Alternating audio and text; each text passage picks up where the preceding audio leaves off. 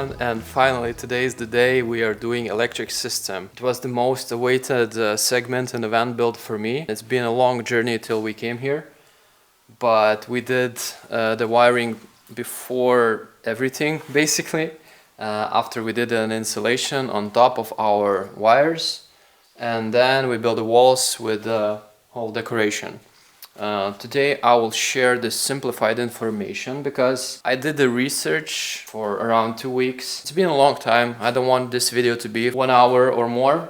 So I will share what I choose and why. Also, everything came in around 1 week. The deliveries were pretty fast, and I could find everything I needed pretty simply. Many dealers in all around the world has these parts. Let's start with the more detailed stuff. These are the things that I will use here, and I will explain my thought process right now.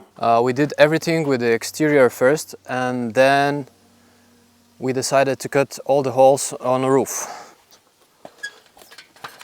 We knew for certain that we will install the max fan in the front of the car, midi-hecky skylight in the back. Also, I knew that I want the terrace on the roof where I can stand or just enjoy the sunsets someday.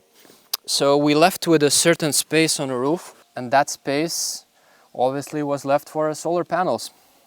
Before measuring the space, we had to install the rails because only then we can see the exact measurements for the solar panel. That's what we did. We bought aluminum rails and just mounted them to the top of our roof, and then we knew the exact measurements we need to search for the biggest panel possible, and it was 600 watts. Oh, and the brand was Canadian Solar.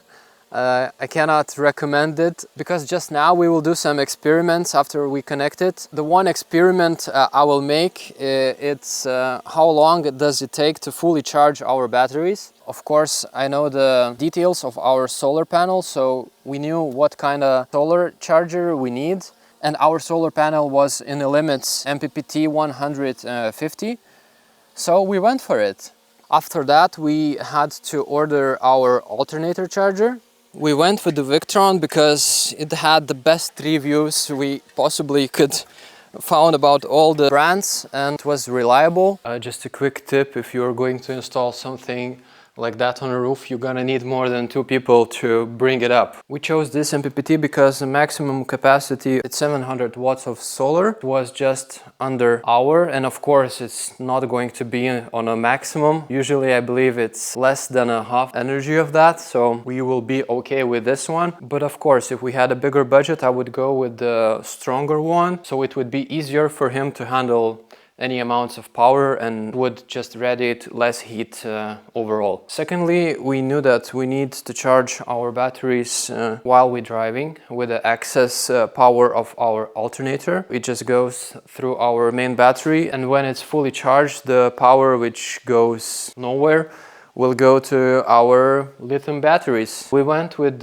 two 200 amp hours lithium batteries. They can provide maximum of 2700 watts of power, which will never happen in our van, but it's always better to have more but use less in general. After that, I knew that I want some device which would distribute all the power we had, and we went with the Victron as well because it was not that expensive and it was efficient way to distribute all the power everywhere. Also, I knew that I want to know the capacity of my batteries via Bluetooth, so we bought this little thing and the master switch, which just disconnects all the power. And the placement of those things are very important. They have to be in between the batteries and a distributor, because if you want to turn all the power off immediately, it has to be here.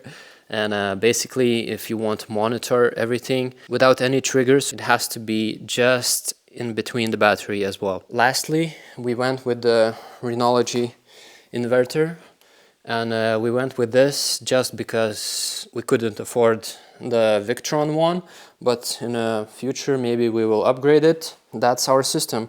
Of course, for all 12 volt we have this little thing which will connect and fuse all our devices from 12 volts, and solar panel wiring has to be fused, and we are using two 10 amp fuses for our electric sockets. Yeah, so basically this is all our system.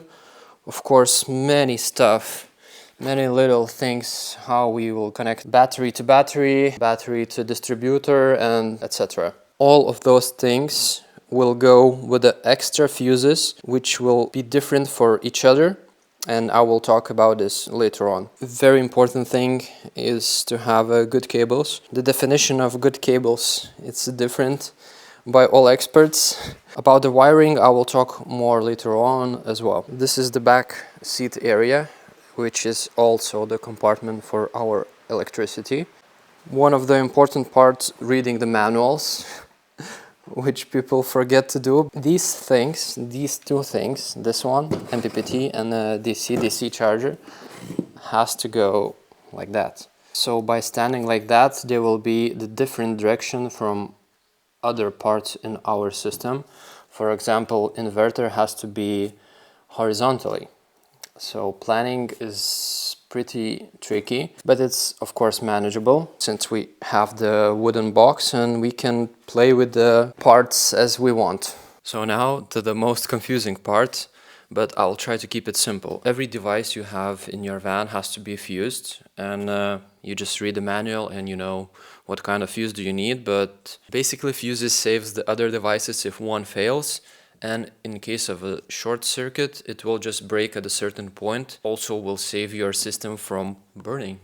I don't know how to explain differently. MPPT 150 uses 60 amp fuse. DC-DC alternator charger uses 60 amp fuse. 2000 watt inverter uses 200 amp fuse. My 12 volt fuse box will be fused for 60 amps, and I will use one mega fuse just in between the lithium batteries and my whole system for 400 amps. And all of these fuses will go right here in our Lynx distributor. While you will be buying those fuses, keep in mind the width of the screws and the length of the fuse itself and the type of the fuse, because some of them are different. For example, this mega fuse for 400 amps will be on a different mount. It has to be in a different place, and those are a little bit smaller. But basically those bigger ones, which will go right here, this is A&L fuses, and these ones, which will go into the distributor, is AMG ones. Also, I would recommend to measure the length of the place you are putting them and check with where you will buy them, because I ordered some and they are different size. We have the fuses, we know where our devices is going, and the last part is wiring them. It's also a very important part, so let's go there. It's pretty complex thing because while you're doing one thing, you have to think about 10 other things. For example, now I'm planning all the sitting area and I have to plan where all the electric sockets gonna be, where's USB charging station gonna be, to have a space where we will charge our laptops. Also a little tip, you may plan for hours, but when it comes to reality and you have halfway there, you understand that if you were planning to do electric sockets like this, you may touch some cables with your leg, so you have to change it to be like that. Also, we will build some fans just to exhaust the hot air, and I was planning to have a fan over here, but I understood that this section will be halfway electricity and halfway storage compartment, so I have to move the fan over here. So many stuff will change when you have the thing in front of your eyes. It's a common thing and it happened for us for 100 times. Me, the best way to cut the squares like this is just to use a big drill bit, and then my jigsaw can fit in the corners and it's pretty easy to cut it precisely.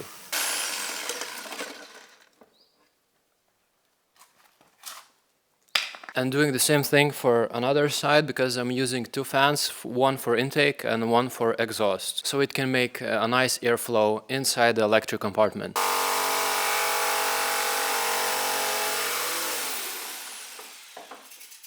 It's all theory for now, because I saw that Nobody's doing those fans to make an airflow inside the electric compartment, but every manual writes about it, that it's very important to be ventilated area around all of your devices in a 12-volt system. I will do it and I will share how it went and if it helps. There will be plenty of cables, so I'm prepping this board where I'm going to mount all the electric equipment, and it will be over here. I will just lift it for a little bit, just because I'm planning to do all the cable management under that little board that I'm prepping.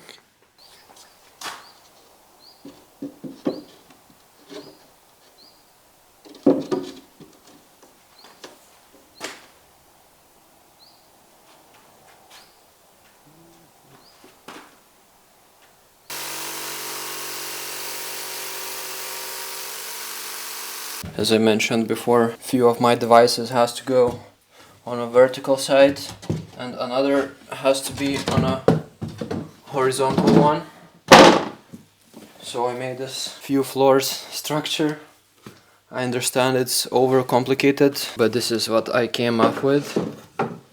So MPPT and a DC-DC charger will go right here, and the rest of the stuff will go right here, and the layer on top will separate this cabin from our storage compartment. I will drill the holes, prepare the plywood completely, paint everything white, and then fit the devices.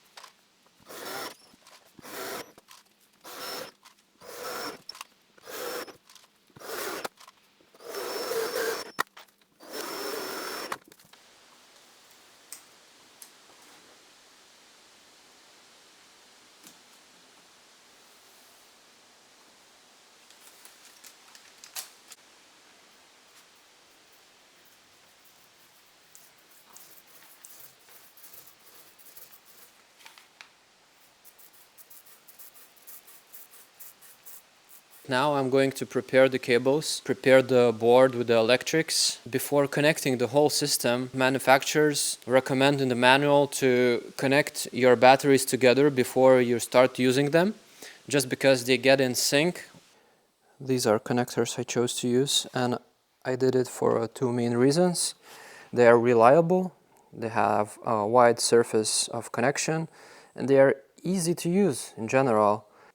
Yeah, it may look funny, but I'm using this thing to cut it just because this cable is really thick and it's pretty hard to work if you don't have proper tools for it. But I'm not planning to buy tools for a one-day job, so I will just use the things I have in the garage. And this is how our 16 square millimeters cable looks like, and it fits really well.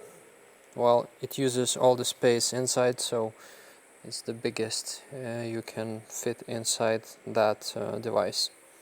For example, I bought these two cables, and this one looks way thicker than this one, but later I understood that, and I got advice from the experts, that this cable is made for car sound systems.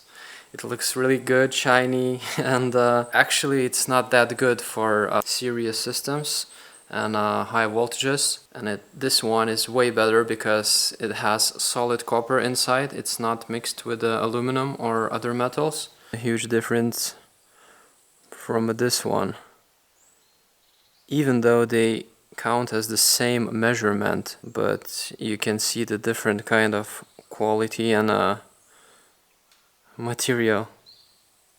I cut 2 centimeters to open the wire to get it inside the connection. I'm using this terrible knife because while I'm cutting this cable I have to be very gentle not to damage the copper itself, and this terrible knife helps just for that reason specifically. I'm going to mount this thing, which will be exact same length. But before I fit this one inside here, I will use a little bit of degreaser.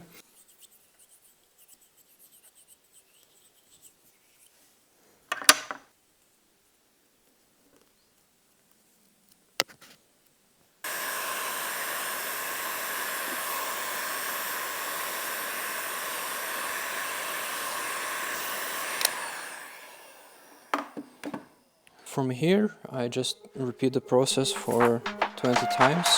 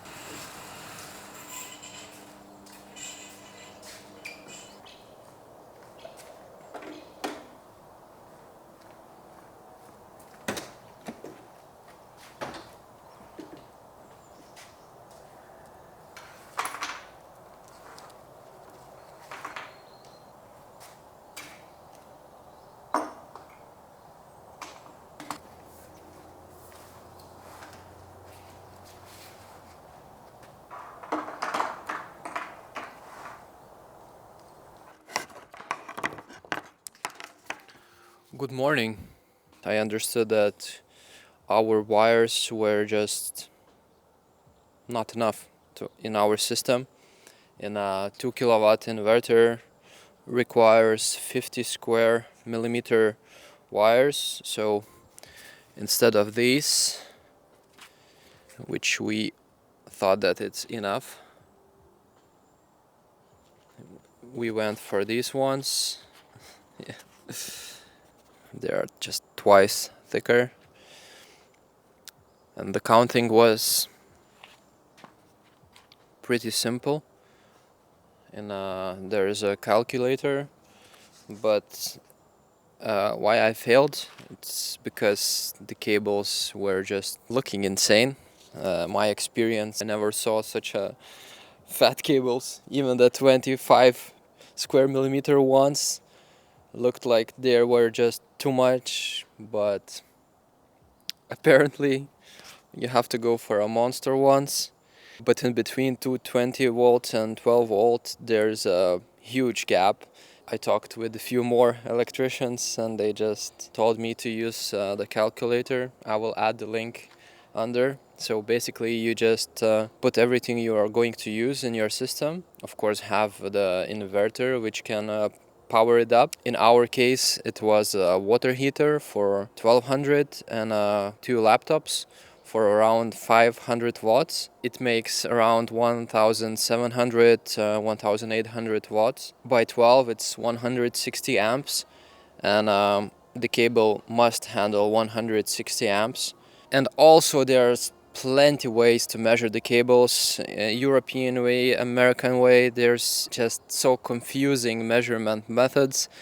So we failed, spent around 80 euros just for these cables and endings. But now we spent 150 more just for the fat ones, just because lack of the research. So don't make this mistake. And yeah, we are going to use these ones. All electricians repeated the same phrase: it's better to get bigger wires to be extra sure. So I heard that and I will take this advice. Let's continue our work.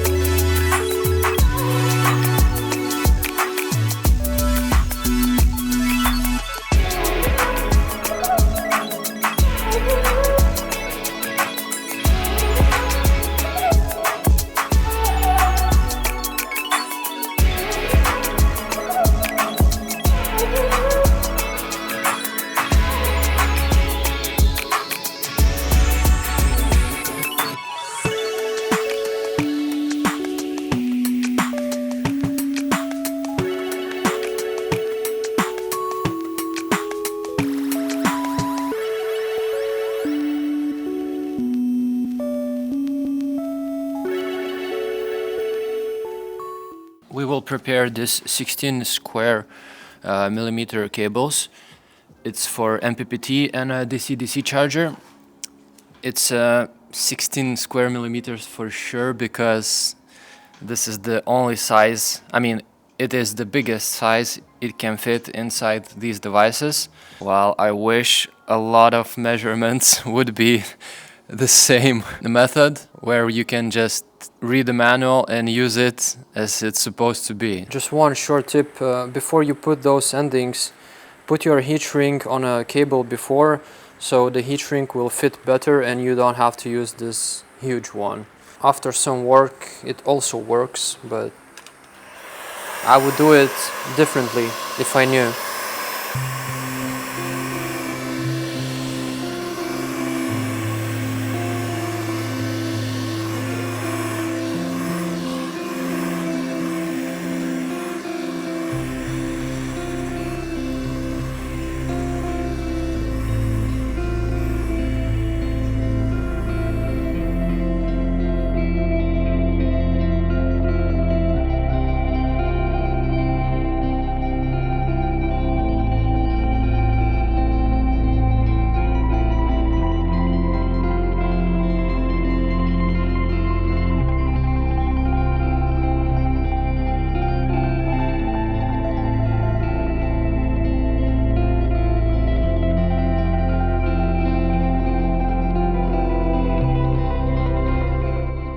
Pretty happy with the results.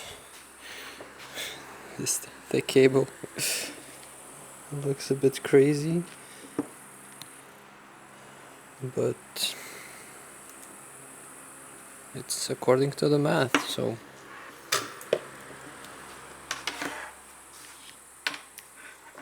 Oh, and we used around 3 meters of the black cable and 2 meters of red cable for the 50 square millimeter ones.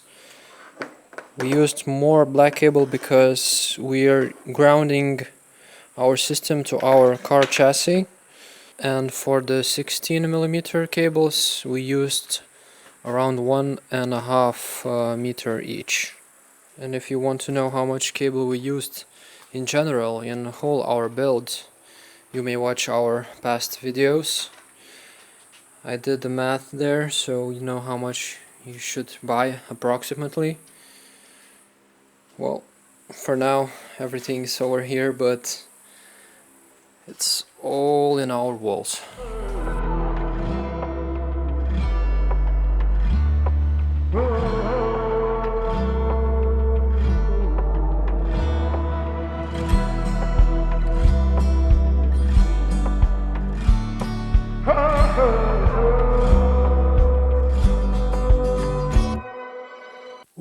Finally, after so long, this is time to put our first fuse into Lynx distributor. It was really stressful. It was way much more work than I anticipated. I will use all the spots in my Lynx distributor, and first one will go to DC-DC charger, second to 12 volt panel, third will go to MPPT, and the fourth to my inverter. I'm using this sequence because it's the same on our walls, and devices are lined accordingly, so I know which light will be which basically. And here comes the DC-DC fuse, which is 60 amp as recommended in the manual. Going to my slot 1. All connections cleared with the stuff from grease.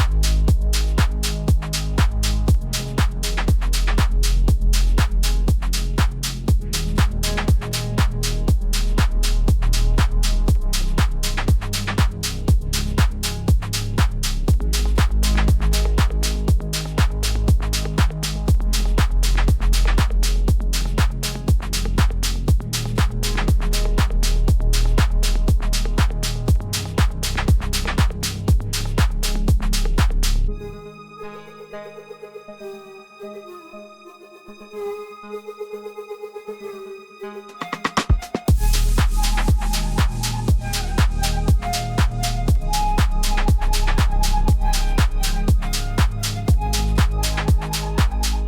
forget that prepare the black cable because the red goes on top of it, and first deal with the fattest cables so the small ones are easier to maneuver. The reminder, I used 50 square millimeter cable, which is a bit more than required for my system. Also, I'm not going to use all the inverted power, but still I just want to be extra sure. I believe there's another fuse inside of this thing, but still there's just three-way protection. If something's failing, it will be better to change fuse than a whole gadget, and it won't damage others. Also, together with the smart shunt power, I will use this last piece of positive connection. I heard people using it for some kind of fifth bus bar, but I don't need it, so I will just use it for this purpose. A lot of stuff happening. And the last cable, the chunky boy, will go to the chassis ground. So we'll go right here to the bare metal of the car.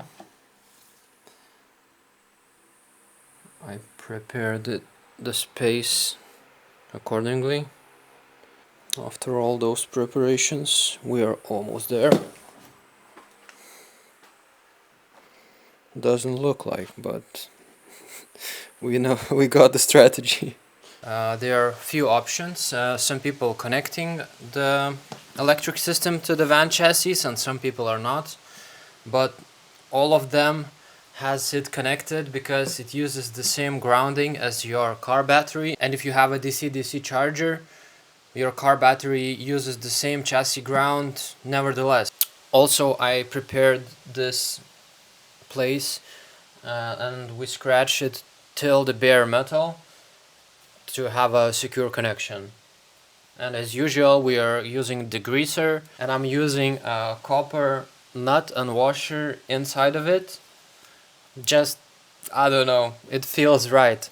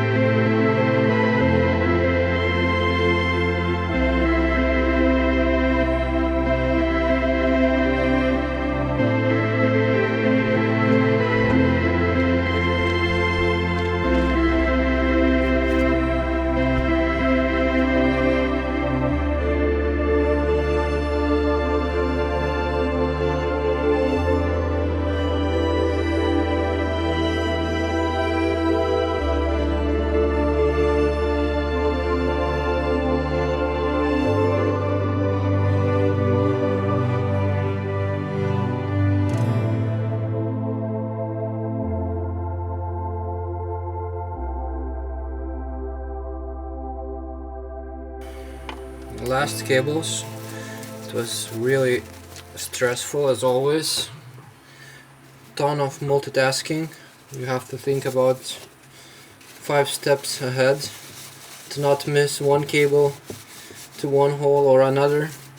It's definitely not ideal way to do it, but I came up with this plan and I'm sticking to it. Just a matter of time I spent on it. Wow, but I believe this is how the love is built. So this bit is the chassis ground, which goes to the main leg of the negative Lynx distributor, and on the other side it will be smart shunt.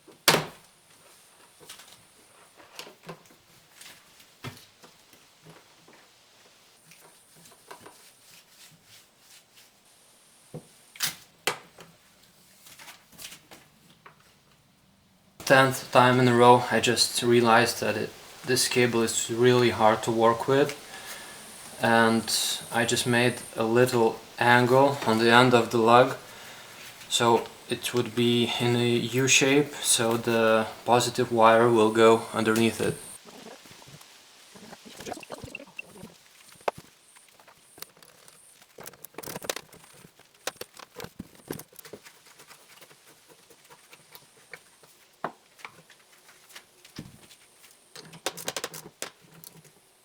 Finally, after all this time, those two 200 amp batteries are connected. As it says on the manual, they have to be connected for 24 hours before using it in the system. And in the next video, I'm going to connect the Bluetooth devices, the MPPT and a DC-DC charger, also with the inverter. We will go through all the settings with you, and we can check how much the 600 watt solar panel actually makes and how much our devices use. Thank you for watching, and see you next time.